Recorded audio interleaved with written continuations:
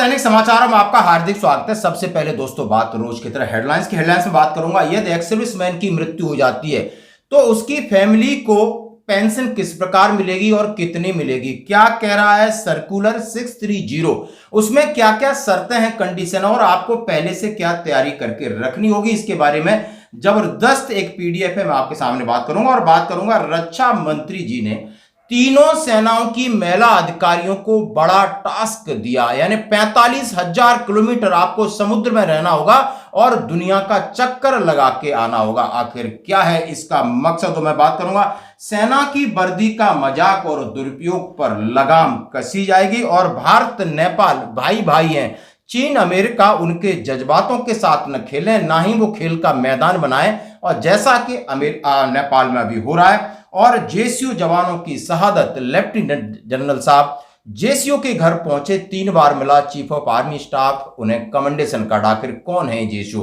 तो दोस्तों खबरें करते हुए साथ से सबसे पहले मैं आपके सामने दिखा रहा हूं वो है सर्कुलर 630, और इसका सीधा सीधा संबंध है कि आप यदि किसी भी एक्स सर्विसमैन की मृत्यु होती है तो उसके फैमिली राइट्स क्या है और उसकी फैमिली पेंशन कब तक 50% पेंशन मिलेगी। जैसा हम सभी जानते हैं कि एक्स सर्विसमैन के मृत्यु के बाद 30% फैमिली पेंशन हो जाती है, लेकिन कुछ शर्तें हैं, वो शर्तों के हिसाब से आपकी 50% पेंशन जो एक्स सर्विसमैन ले रहा है वो मिलती रहेगी। तो आपको ये सर्कुलर के बारे में बताएंगे। और मैं बात करना चाहूंगा, यदि पूर्व सैनिक की मृत्यु के उपरांत पत्नी या उत्तराधिकारी द्वारा फैमिली पेंशन का दावा करने के लिए क्या क्या प्रोसेस से गुजरना पड़ेगा। इन्होंने सीधा सीधा कहा है, यदि किसी एक्स सर्विसमैन की मृत्यु हो जाती है तो एक वेबसाइट है स्पर्श की, www.sparshDefensePension.gov.in के ऊपर आपने क्या कार्रवाई करना है, या आपने उस कार्रवाई को किसी और से कराना है तो कौन कौन से डॉक्यूमेंट चाहिए, उन डॉक्यूमेंट की प्रक्रिया क्या होगी। सबसे पहले उन्होंने कहा है, जब एक्स सर्विसमैन का डिमाइस होता है तो उसको एक डेथ सर्टिफिकेट बनता है, और डेथ सर्टिफिकेट के अंदर चेक करना होगा जो उनका पीपीओ में नाम है वही डेथ सर्टिफिकेट में नाम होना चाहिए, वही स्पेलिंग, वही स्पेस, कोई नेम या सरनेम उसमें कोई तब्दीली नहीं होनी चाहिए। और उसके बाद सीधा सीधा कहा है कि पीपीओ में नाम, और उन्होंने कहा है वाइफ का आधार कार्ड, और वाइफ का आधार कार्ड में जो नाम है वो पीपीओ में जो नाम दर्ज है वो होना चाहिए। वाइफ का पैन कार्ड सेम पीपीओ के हिसाब से, और कैंसिल चेक, और इतनी सारी चीजें आप स्कैन करके इस वेबसाइट पर अपलोड कर दोगे। और उसके बाद पीसीडीए के पास जो डॉक्यूमेंट हैं, आपके डॉक्यूमेंट भेजे गए, इसे वेरीफाई करेगा, और उसके बाद नया पीपीओ जनरेट होगा। और नया पीपीओ जनरेट होने के बाद आपको एक जीवन प्रमाण पत्र भी अपलोड करना होगा, और उसके बाद आपकी पेंशन शुरू होगी। अब पेंशन शुरू होगी एक प्रक्रिया, उसके बाद ये इसके अंदर 630 क्या कहता है इसके बारे में बात करने से पहले मैं आपके सामने और क्या क्या चीजें होंगी, यानी दोस्तों इसमें बहुत सारे कॉन्टेक्ट नंबर दिए। आपको एक्सटेंडेड इंश्योरेंस का पता करना पड़ेगा कि उनका रिस्क कवर में है या वो पूरा पीरियड पूरा कर चुके हैं, तो क्या पैसा रिफंडेबल है या उन्हें एजीआईएफ का रिस्क कवर का पैसा मिलेगा। इसके लिए मैंने सेपरेट वीडियो बना दिया। दूसरा, आपको एडीएलआरएस की बात है कि यानी जो मृत्यु के बाद स्टेशन हेडक्वार्टर कितना पैसा देगा, जिला सैनिक कल्याण से कितना पैसा मिलेगा, और यदि मृत्यु दुर्घटना में हुई है तो पर्सनल एक्सीडेंट इंश्योरेंस है जिसके लिए बात डीएसपी काउंट किया जाएगी। यानी ये सारी चीजें हैं। इनके लिए एक हेड क्लर्क हैं, उन्होंने अपनी तरफ से एक 3 पेज का एक नोट्स तैयार किया गया है और हमको भेजा है कि सभी लोगों के पास ये रहेगा, तो उन्हें ये पता चल जाएगा आखिर उन्हें इस कार्रवाई से कैसे गुजरना है, उसके लिए कौन कौन से दस्तावेज चाहिए। तो एक फैमिली और उनके बच्चे इतने दस्तावेज इकट्ठे तो कर सकते हैं पहले से, और उसके बाद चाहे वो खुद से करें या कहीं और से कराएं, लेकिन ये जरूरी है, और सर्कुलर भी इन्होंने हमें भेजा है। अब इसमें ये सारी चीज बताने के बाद हमने कहा कि ये सारे डॉक्यूमेंट आपने पहले से तैयार रखने हैं, और उसके बाद प्रक्रिया होती है कि उनकी पेंशन कितनी बनेगी। यानी जैसा कि 50% हमें पेंशन मिल रही है, यदि कोई भी एक्स सर्विसमैन है उसकी उम्र 67 से ज्यादा, 67 के आसपास है, तो उसकी पेंशन ऑटोमेटिकली 30% हो जाएगी, या मृत्यु के 7 साल तक। यानी यदि आप सपोज करो उदाहरण के तौर पर 60 साल में आपकी मृत्यु होती है तो 60 साल के बाद 7 साल तक आपको 50% मिलेगी, और 67 ईयर दोनों ही बराबर आ रहे हैं। यदि सपोज करो आपकी 55 साल एज है तो आपको 7 साल तक यानी 7 और 5 12 62 ईयर्स तक आपकी 50% पेंशन, उसके बाद 30% पेंशन, यानी मृत्यु के 7 साल या 67 जो भी पहले होगा। यदि आप 65 साल में मृत्यु आपकी हुई है तो आपको सिर्फ 2 साल ही यानी 50% पेंशन मिलेगी, उसके बाद 30% पेंशन। अब इस चीज को पहले से और इसके लिए जो सर्कुलर है वो क्या कह रहा है, अब ये circular number 630 government of India ministry of defence finance APCDA का है 2020 का। Payment of enhance rate of family pension respect JSUR for period of 7 year till the armed forces personnel would attain the age of 67 year whichever is earlier irrespective of the fact that individual is await the extended period of service before release, discharge या not regular। अब ये इन्होंने जो इसके अंदर contents दिए उसमें सीधा कहा है कि जैसे कि पहले सेवा से सेवानिवृत्ति क्या है 65 साल थी, तो 65 साल का प्रावधान था, फिर 67 साल हुई, लेकिन फिर डिफेंस पेंशन तो 40 साल में भी आते हैं, 38 में भी आते हैं, तो फिर उनके लिए भी सेम नियम दिया गया और सीधा सीधा इसमें लिखा गया है उपरोक्त के मद्देनजर PDA ने 30/5/98 के बाद सेवानिवृत्ति या मृत्यु से प्रभावित जितने भी पेंशनर उनके लिए समान 67 की आयु पूरी कर दी है, चाहे वो रक्षा पेंशनर्स हैं या पेंशन के 7 साल बाद जो भी पहले है। यदि ऐसा केस किसी के साथ जल्दी उनकी पेंशन बंद हुई है तो वो रिकवरी कर सकते हैं और ये सर्कुलर आप ले सकते हो। और बहुत सारी बातें इन्होंने दिया है कि ADLRS का पैसा कैसे क्लेम करना है, तमाम चीजें हैं। आपका PAI है 50 लाख अभी कर दिया, उसके लिए मैंने आपको सेपरेट वीडियो बना रखे हैं। यदि आपको इसके बाद कोई भी चीज हमसे चाहिए तो मैं आपके साथ जरूर शेयर करूंगा। और ADLRS की बात की है, इन्होंने कहा है जिला सैनिक कल्याण 10,000 रुपए देता है, स्टेशन हेडक्वार्टर देता है, उसमें आपको मृत्यु प्रमाण पत्र, डिस्चार्ज बुक, पूर्व सैनिक पहचान पत्र, PPO, नॉमिनी का Aadhaar card, PAN card, passbook, cancel cheque जिसमें नॉमिनी का नाम दर्ज हो और दावा प्रपत्र, क्लेम फॉर्म JSB से एक क्लेम फॉर्म मिलता है, यानी जिला सैनिक कल्याण अधिकारी से, ये अलग प्रक्रिया। तो दोस्तों ये बात मैंने आपके साथ शेयर की। अब बढ़ते हैं अगली खबरों की तरफ।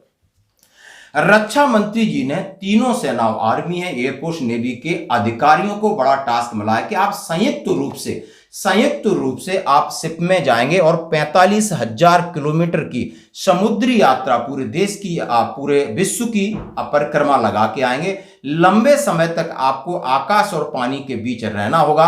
आपकी मेंटल हेल्थ डिस्टर्ब हो सकती है, निराशा हो सकती है, लेकिन ये योग है, ये एक सहयोग है और सीधा एक संकेत है और संदेश है। उन्होंने सीधी सीधी बातें कही कि दुनिया को पता चले कि नारी सशक्तिकरण भारत में किस तरीके से आगे आ रहा है। आज का दिन केवल आर्मी, नेवी और एयरफोर्स ही नहीं बल्कि पूरे देश के लिए एक बहुत ही गर्व का अवसर है। और यह वह क्षण है जब हम यह संदेश दे रहे हैं, भारत अब किसी भी क्षेत्र में पीछे नहीं है। चाहे वह आकाश की ऊंचाइयां हों या फिर सागर की गहराई हो, भारत माता की संतानें हर क्षेत्र में अपना पराक्रम और अपनी क्षमता का परिचय दे रही हैं।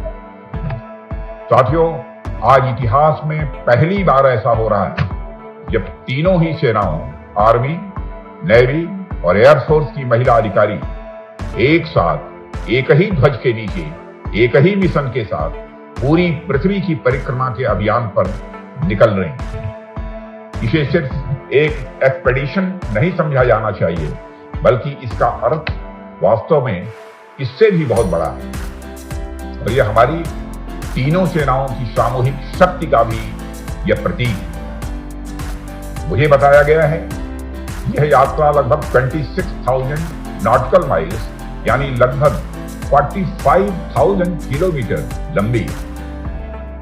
और इस यात्रा के दौरान आप सबको केप ऑफ गुड होप से लेकर डार्के पैसेज तक दुनिया के सबसे कठिन समुद्री मार्गों का सामना करना होगा। जाहिर सी बात है, इस यात्रा में आपको बहुत दिन लहरों पर ही बिताने होंगे, जहां दूर दूर तक इंसान तो छोड़िए, जमीन का टुकड़ा तक भी आपको देखने को नहीं मिलेगा। पानी और आकाश के बीच गर्व से खड़े होकर इतनी लंबी दूरी तय करना अपने आप में शारीरिक और मानसिक दोनों की शक्ति का यह प्रतीक है।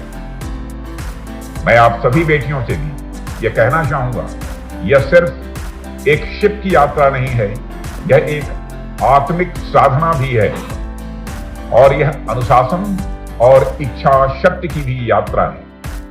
मुझे पता है इस यात्रा में आपको भीषण तूफानों, अकेलेपन, थकान और कभी कभी निराशा से भी जूझना पड़ सकता है, लेकिन मैं यह भी जानता हूं आपके दिलों में जो संकल्प की ज्योति जल रही है वह इन सभी अंधेरों को चीर देगी और अब जब आप लौटेंगी तब आप सिर्फ समुद्र का चक्कर लगाकर नहीं लौटेंगी, आप भारत के नाम एक नया कीर्तिमान दर्ज कराकर वापस लौटेंगे।